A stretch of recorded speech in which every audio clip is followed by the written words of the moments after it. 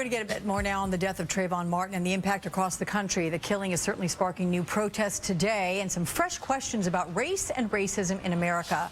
Meanwhile, as all this has unfolded, one of the more striking moments for me came when Trayvon's father walked us through the crime scene. It aired on Reverend Al Sharpton's Politics Nation show at 1:30 Eastern. We're going to play that here in its entirety. But here's one comment from Trayvon's father, Tracy Martin.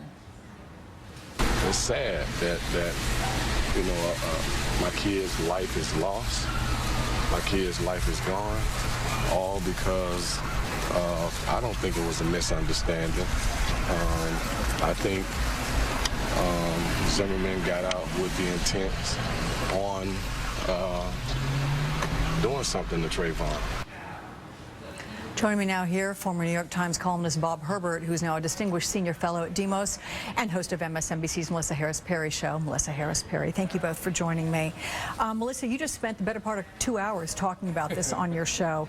Can you distill what you heard from your distinguished guests and just give me your thoughts overall, where we are today, some 28 days after the shooting? Yeah, I mean, for me, as I look at the case, I think there are a couple of different parts. One is a question about what happened in the interaction between Mr. Zimmerman and Trayvon Martin, and whether or not anything could have changed what happened there. Did Zimmerman have a set of opinions about this young boy who he saw, some assumptions about who he was? Was there something about how Neighborhood Watch operated that allowed Zimmerman to believe he had the rights to do this? You know, there's one set of stories there. And then the other set of questions is about how the police behaved after Martin was killed. So the first is really Zimmerman and Trayvon's interaction.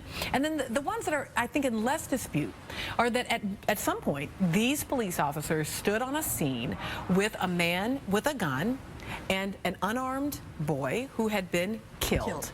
And they chose not to make an arrest. And so as much as there's a great deal of tragedy in the first part, there's a lot of anger about the second part because, you know, the tragedy happens, but then why is there no attempt to bring justice? Yeah. And I guess, Bob, the question to you, when you listen to these 911 calls, there seems to be a sense of racial profiling. We have George Zimmerman calling in and making assumptions about the young man that he sees in front of him or that he's sort of patrolling. I mean, how difficult a line is this to walk now in figuring out if it was racially motivated or not? I mean, I don't think it's a difficult line at all. And I think this is the essential issue. We hear on the 911 calls Zimmerman saying he has his hand in his waistband and he's a black male, as though this is something that makes him suspicious to begin with. And so it seems to me, and then of course there was this awful racial comment that we heard on the enhanced tapes that he's alleged to have made. So there's not a doubt in my mind that this was a racially motivated attack. And I think that that's the essential issue in this case. The amount of racial violence that still exists in this country and our willingness as a society to tolerate this violence. And I get, this may have been, Melissa, the work of one bad actor who had these grand illusions of becoming some sort of a law enforcement official and had failed heretofore to achieve that. But that's small picture. Big picture here, how many other guys are there out there who may have racial motivation or racial questions? Sure. I mean, there's a bunch of big pictures here. I mean, on the one hand, is there probably something about George Zimmerman's personal psychology and personal choices that explain what actually happened in that moment? Sure. But the fact is that Trayvon Martin is not the only case of this. We talked a little bit on my show earlier about the Sean Bell case, which included police officers, some police officers of whom were police officers of color, right? So part of what we've wanted to talk about is that discriminatory opinions about who young black men are, the assumptions that young black men are criminal, are violent, are potentially dangerous, they don't reside just in the bodies of one or two, you know, non-black people, that in fact people who are also African American, people who have other racial backgrounds, that part of it has to do with an American mindset that assumes that a little 17-year-old thin African American boy is potential of great violence. And it's not just this idea or this stereotype that young African American guys are dangerous. It goes to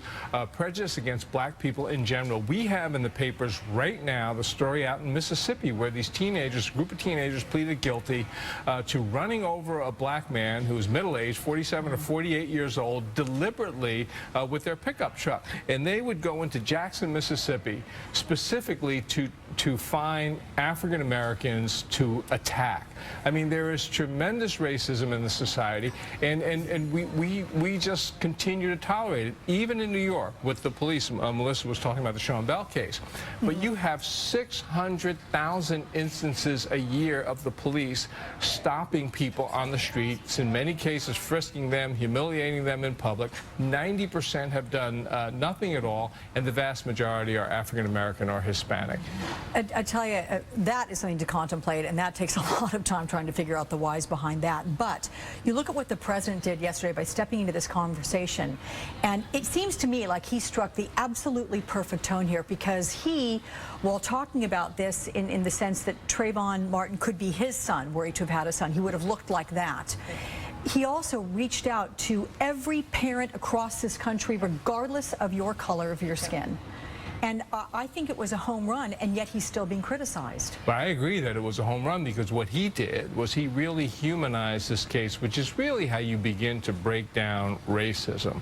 When you get it away from the idea that it's just the abstract other and bring people's humanity into the situation, that's when people find it much more difficult to be racially intolerant. That's what happened in the civil rights movement when they started turning the fire hoses and the police dogs on absolutely innocent individuals and on children. Yeah, I mean, it's also part of what's happening with the Million Hoodies March. I mean, part of the claim is you know, so I heard the president say, if I had a son, he would have looked like Trayvon. And I'm thinking, well, I have a daughter, and with a hoodie on, she looks like Trayvon, right? I mean, that under the right circumstances, any of our children, if there were someone who decided that that posture or that way of being indicated blackness or black maleness, even if in fact they weren't. And so I think there is a way that suddenly Trayvon Martin is all of our sons, and so we need to ask about policies like the Stand Your Ground law that empower this kind of vigilantism, because all of our sons and daughters are potentially at risk. Yeah. Can any positives come out of this discussion, Bob? What I think would be very positive is if protests continue, so that the media spotlight remains not just on this case, but on this issue. That would be a big positive. And I imagine that's going to, I mean, we have folks like Melissa Harris Perry, and I'm joining the crowd as well here. We're not letting this Absolutely. go. Yeah, we're not letting this go, but in the end, the justice will be for us, and our sense of feeling better about being Americans. Trayvon Martin has been slain, and nothing we do is going to bring him back. So there's a limitation to the kind of justice that is now possible. There's a limitation, but we want to prevent similar tragedies in the future. It's been going on much too long. It absolutely has. All right, Bob Herbert, Melissa Harris Perry, very much thank you both for being here. We invite all of you to watch Melissa Harris Perry's show. It's every weekend from 10 until noon Eastern right here on MSNBC.